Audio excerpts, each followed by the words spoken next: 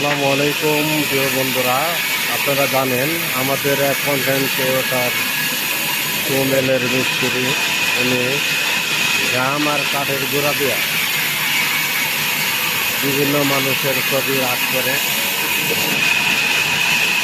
এখানেও যারা কাজ করতেছে তারা দেখেন তারা অনেক অভিজ্ঞ, তারাও কিন্তু ছবি না আর্ট করলেও কাঠের গোলায় থেকে সুন্দরভাবে কাঠ চিরাইয়া মানুষের ব্যবহারের উপযোগী ফার্নিচার বা ঘরের বিভিন্ন কাজের জন্য তারা কাঠগুলো করে থাকে।